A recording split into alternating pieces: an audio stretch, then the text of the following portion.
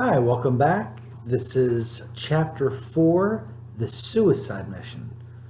We're going to continue with journal entry July 12th, 2002, where I wrote, July 1st was the first day of my latest commitment to being present. I decided that I will practice abiding in presence as if I'm digging myself out of a concrete prison with nothing more than a spoon. Every day, I will spend every available moment scraping away at the wall that serves as a barrier to the final liberation that is awaiting me. The way I look at it is I just have a very bad habit, which is thinking. And I just need to have the courage and the earnestness to break this habit. To just be. No boundaries, no borders, no obstacles, no problems, just this. So nearly 2 weeks ago, I just quit thinking. Or I just decided that I wouldn't talk to myself anymore. It's been rough. My God, I never realized how much I love to affirm myself. By just saying, I this and I that, it's like if we stop talking to ourselves, we feel like we are dying because that is all the self is. My very sense of self has been revealed to be a mere psychological tension, sustained with constant internal dialogue. The sense of I is nothing more than our constant assertions that I exist. That is why a silent mind is tantamount to death. The self, or the thinker, is nothing more than a stream of thoughts. When the thoughts die, you, or the sense of you, dies with it. Here is a little on how I've been dealing with these difficulties of facing that death. The first day was very rough, as I found myself to be I found my mind to be a churning cesspool that seemed to have a life of its own. My mind could not settle down, and all kinds of negative emotions were aroused as a result of my trying to tame this wild beast.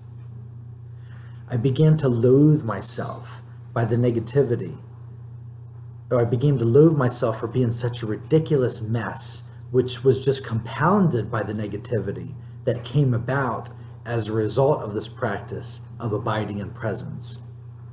Following a full day of staying present in that whirlwind of mind activity, the next day brought about a sense of relief. My mind was no longer resistant to being watched, and it was a very calm compared to the day before. It was still rough around the edges, but by the time the weekend came, I felt like I'd pretty much stabilized my presence and being. Something else that I've been doing lately is seeing what I could ascertain from reality just by nakedly observing what is, what presents itself. Every night I've been sitting in silence and just observing. I've been observing everything, myself, my thoughts, my sensory perception, the world before me, the eternal now. Anything that is available to me is examined.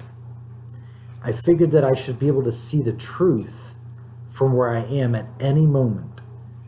I knew that I didn't have to look any further than where I found myself, so I just inquired into what is.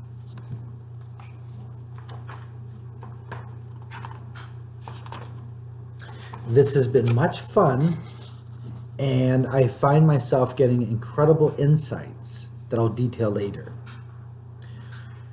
So, now we continue the journal entry July 24th, 2002. It is beginning to dawn on me that what I'm seeking is my own death as an I. I know that I understood this before, but as many times before, I am beginning to understand the same teachings on a deeper and deeper level. For instance, I always thought the story about the vagabond who is waiting on a bag of gold, or who is sitting on a bag of gold, or the Zen story about a man on the mule seeking the mule was a metaphor that I already have what I am seeking, but now I see that the bag of gold or the mule are misleading metaphors, because I do not have that which I seek, but I am that which I seek. It's not like you're sitting on the bag of gold or you're sitting on the mule. You are the bag of gold. You are the mule. The seeking is the seeker seeking itself. Okay, since my last entry, I did continue with my pact to stop thinking for about another week and a half. But then I eased up and I had to admit to myself that I was right back in the role of the thinker. I didn't seem to mind, as it appeared that things were just happening on their own, and I appeared to have little or no control of even how I felt. Motivation seems to come and go of its own volition. I see inspiration as something that just comes and goes, or it doesn't. I now see that pain is my friend and my insurance policy that I will never stray too far away from my connection. I looked back at my diaries and noticed a definite ebb and flow that seemed to be pretty consistent. 3 or 4 months in sync with what is, followed by 2 or 3 months of struggling with what is. It is becoming painfully obvious that there is no me. There is only a process that awareness has identified with, to the point of taking itself to actually be that process itself. It seems that the sense of me comes from the continual swirling of thoughts, much like the appearance of a circle comes from the swirling of a lit cigarette. Seeing the appearance and disappearance of me reveals that I was never me in the first place, but rather this witness of me. So what I sense to be death is merely an understanding that the false sense of self is just another object contained within the actual subject.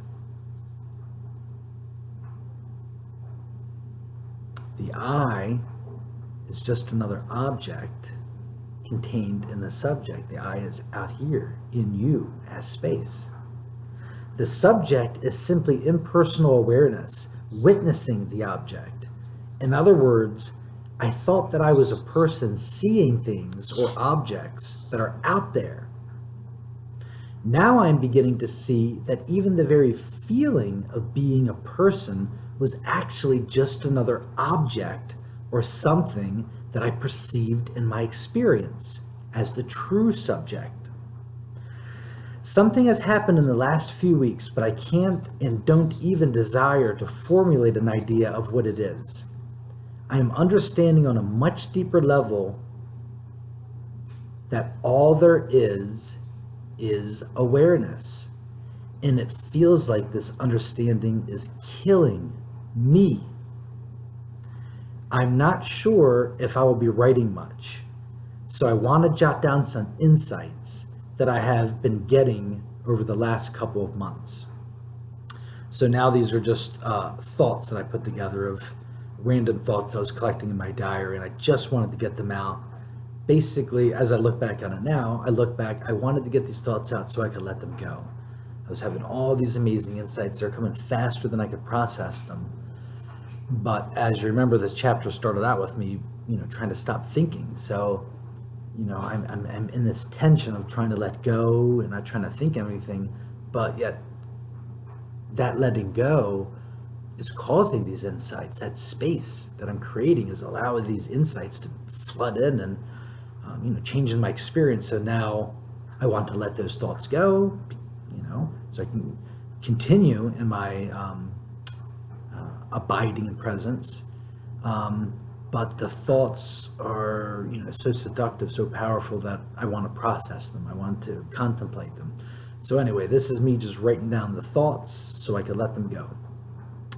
Subject/object is a continuum. In other words, subject and object are inseparable as a continuum. Subject slash object, it's a continuum. That's the first thought. There is no subject and a separate object. There is only the subject with an object. There is only awareness. Awareness is the subject. Awareness is also the object. The subject is the object. Awareness of awareness.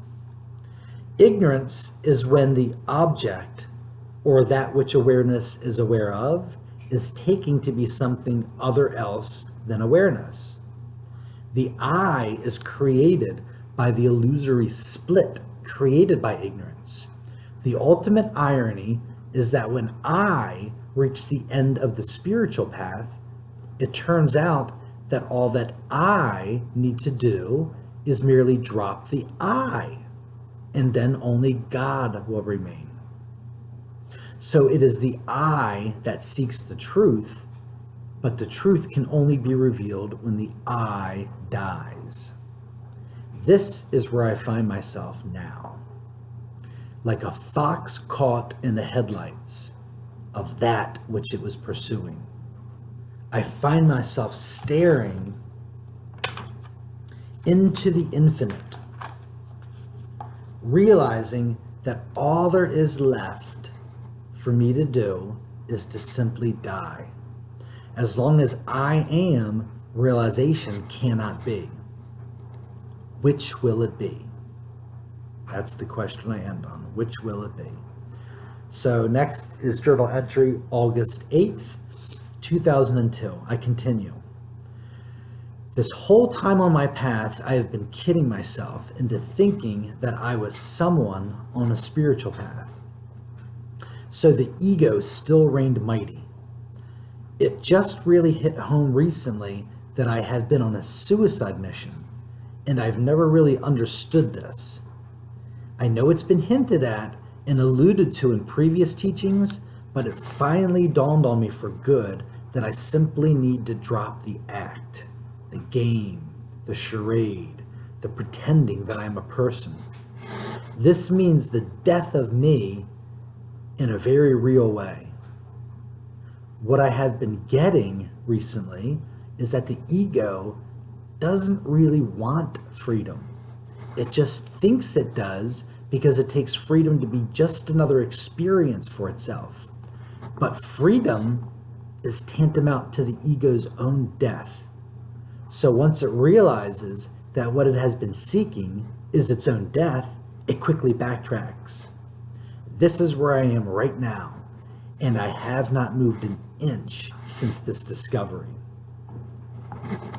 Seeking ego death used to be exciting, but now that it is staring me right in the face, I discovered that I do not want freedom. I discovered that I do want freedom, but not now. I mean, I obviously cannot go back now, as my head is already too far into the tiger's mouth. So I guess what I'm trying to say, that it is only now that I truly understand that my head is indeed in the tiger's mouth and there's no turning back. When people speak about the subject of non-duality, you often hear the sentiment that you can't do anything about it. I'm not sure how you take that, but it really shouldn't be dejecting news. In fact, it actually should be liberating to realize that it is only the doings that make us appear to be not liberated. In the first place, although you can't actually do anything, you can deepen your understanding of what is, which will provide the necessary conditions for liberation. You can leave room for the door to swing open, so to speak. One of the most invaluable teachings that contributed to my undoing was the process of via negativa. My most profound practice was inquiring very deeply to see what I was not.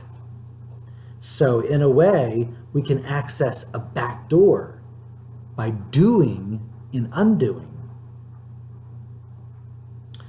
Just seeing what one is just seeing, oh, I'm sorry, just seeing what one is not will spontaneously reveal what one actually is. And that understanding is what all the mystics have been talking about. I have come to realize that the path I am on is the path of understanding, and it is simply about going deeper and deeper into the understanding that there is only awareness. I have found that brutal honesty with myself is the greatest ally. It is one of the few musts that I could think of, and it's seldom given much attention to in the spiritual texts. By living from this place of self-honesty, you never resist experiences of frustration or pain. And if you find yourself identifying with any of those feelings, then that is fine as well. No sense in trying to be something. I think that pain and frustration are very good things. They wear us down as entities trying to stay afloat. Eventually, the only response could be, oh, fuck it. Whatever, I'm sick of trying. I just want to rest. Then, done, retired, quit, complete. It is as it is. From what I saw, what we are talking about is the death of self. With that 360-degree experience, the one I described before, there was a death, but not a complete death. I thought it was complete at the time, but I still felt that something happened to me. It's so subtle that it's hard to put into words. I did die, or I lost something permanently after that, but there was still another subtle layer of me who was watching my death. The eye is sneaky like that. As a matter of fact, the eye is so sneaky that it comes along on the spiritual path and tries to take ownership of it, which it can do to a degree. But it doesn't matter, because if you really are earnest and continue to go deeper into the understanding of what is, then when you come to the final realization, your ego will also understand that it is on the path of suicide. It's like you come to the end of the road and your ego knows it's time to die, but it's stunned that this is what it comes down to. But I thought that, oh fuck, is this it? Yep, time to stop pretending. Sigh. Well, do I really want this? Fortunately, by that point, it's too late for the ego to turn around. It knows that it is a lie, but vestiges remain. It's emasculated, worn down, weak, and barely holding on to itself, or barely holding itself together. So that's where I am now. And I'm hoping that if I pour all this out on paper, then I can be courageous about what I know now, what must happen next. And the next journal entry is August 15th, 2002. I continue. A few weeks ago, I got the most startling realization. Lately, the subject of dying has been a common motif in my writings. This is the result of my coming to understand in a deep sense that this whole spiritual journey is nothing less than a suicide mission. The very fact that it is a suicide mission may seem disturbing enough, but it's compounded by the fact that the mission seems to happen with no volition of my own. In other words, it appears that I'm not an entity at all, but merely a functioning in awareness that reminds me of a psychological tension, a psychological mechanism that is always in the process of winding down, unraveling until nothing remains except awareness. As our egos develop, one particular power of attraction that we develop is the search for pleasure. We start out getting pleasure out of simply eating and being sheltered and then working our way up through Maslow's hierarchy of needs, seeking love and acceptance from others, and finally on towards self-actualization. It is at this point that our pleasure or entertainment comes via the spiritual path. So even the spiritual path becomes part of the ego's pleasure-seeking game. It has wound down enough that it no longer gets the same kind of pleasure that the previous stages once provided. However, it is the ultimate reward that it is waiting and pulling the ego along. This may sound gloomy, but it's a perfect mechanism. You're just giving the ego more rope to hang itself. You see, once you get to the end of the spiritual path, it becomes about transcending the ego. Now, the ego, insanely enough, will even try to make this its own. But I just discovered that there is a point in which all is understood, thereby exposing the ego as the forest that it is, or rather, revealing it to be mere functioning of awareness. Just a psychological tension unwinding. Since this discovery, I found myself in a very precarious position, having understood very clearly that all there is awareness, to such a degree that Mark is exposed as being fraudulent. I realized that I, as Mark, have to die. I have to yield. And what's worse is that I have to be the one to pull the proverbial trigger. This is now being demanded of me, but I came to realize that I do not want to go away right now, as should be expected, as this is the nature of ego. Some days I feel like the movie has ended, but I'm just refusing to leave the theater. That is why I've been writing so much while at work. I feel that if I, as ego, just get this out of my system, then I could make that final cut. It's really been tough, though, because when I approach that place, I always fear that I will leave some babbling invalid for my wife to take care of. I think that it's possible this may actually be the case, but only for a short while. I didn't know how to interpret that feeling that I was getting, that I was going to disappear and leave some nothing for my family to deal with. But recently I came across a Rumi quote that expressed what I had been going through so perfectly. And this is the quote by Rumi. Once you have undergone the annihilation, at that moment, an entirely new being is born. End of quote. That explains why I feel like I was going to leave behind a babbling invalid or a nothing for my family to take care of. That's how my ego interpreted a new being being born in my place. Once I die and get out of the way, then this new life will be born and will get adjusted to this body known as Mark. I'm still not completely off the hook. I also have a 6-year-old daughter that I'm very attached to. I'm also attached to my wife, but I don't have that added dimension of being her caretaker. On a certain level, I realize that I have to surrender my daughter's fate to the infinite, but that is much easier said than done. I have come to terms with the fact that I cannot let go of my daughter. I know that she is not actually my daughter, but she does a damn good job of convincing me that she is. Enlightenment be damned, I would do anything for her. I have contemplated what I would do if we die together.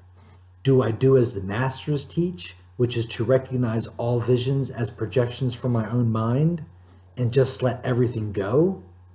No, I have actually decided that if we die together, that I would use my ignorance and retain enough of my individual awareness to meet up with the energy that I take to be her and make sure that she makes it all right. But who knows, maybe if we do die together, I will get so caught up in the infinite that the very recognition of who I really am will negate any plans that I had as me. So, this is where I am right now. I know that I must go to allow for that which is pushing through. But the I doesn't want to go so quickly. It is still dumbstruck by the shock of realization. The fact that I has been revealed exposed, or the fact that the I has been revealed, exposed, and completely emasculated, makes it feel very obvious that the damage has already been done and the ego has actually been very quiet since this has become evident. It's like ego is chasing the ultimate truth or understanding so it could have it or possess it. But when it finally caught up to it, it turned out it can't experience truth. It can only be truth in its absence. But being truth necessarily entails that the ego dies. So it is a bit like music spending its whole life seeking to hear absolute silence. Now imagine the look on music's face when it finally finds itself descending into the much sought after silence. I can picture it now. Ah, finally. This is going to be great. Oh crap. But I thought, oh, I see. Oh. So now I know that what is knocking at my door is demanding. So now I know that what is knocking at my door and is demanding to be let in is that presence and witnessing. I know that I have no choice but to go back to that practice that I refer to as witnessing. However, coupled with the deeper understanding that has just come, it is all too obvious that this practice will spell my death. The death of the guy who is not the witness. It's not even up to me anymore. I'm being booted out. And the next post was written August 17th, 2002. Something strange has been happening since my last discovery of the suicide mission. I actually found myself getting extremely sentimental over a little Debbie's truck on my way to work one day. I am not one to enjoy corporate logos, but on this occasion I became aware that I was becoming very nostalgic about a world that I was still in. It was like I was gone, but still seeing the pictures that reminded me of the world that once was. I just felt such a warm spot for Earth and all of its inhabitants. What a wonderful place Earth is, I thought. Just tonight, we took our daughter to a carnival, and as we were riding one of the rides, Sweet Home Alabama was being played through the loudspeakers. In the past, this had been a song that I could not turn off fast enough. But tonight, not only did I love it, but it was one of the most intense musical experiences that I've ever had. It just reminded me so much of Earth, or more particularly, America. I felt like the whole Earthling experience was taking place in that song. It was a celebration of life. The joy of being completely absorbed. The joy of being completely absorbed me. It grew in intensity until I became aware of it, the joy itself. While experiencing this complete and utter joy and recognizing it as being such, a familiar thought popped up. Yeah, it's joyful, but you're still not Ramana Maharshi. For anyone familiar with Eastern philosophy, Ramana Maharshi was a famous mystic who is widely regarded to be the epitome of enlightenment. For myself, his sagely appearance, his articulate wisdom served as a constant proof of my utter unenlightenment.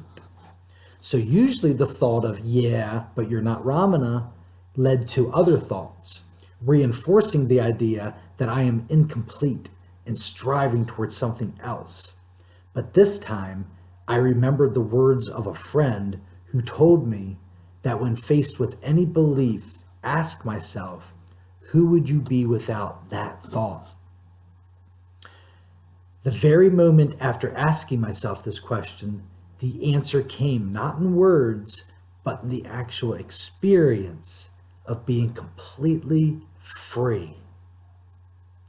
Just 3 days after I wrote this, it happened.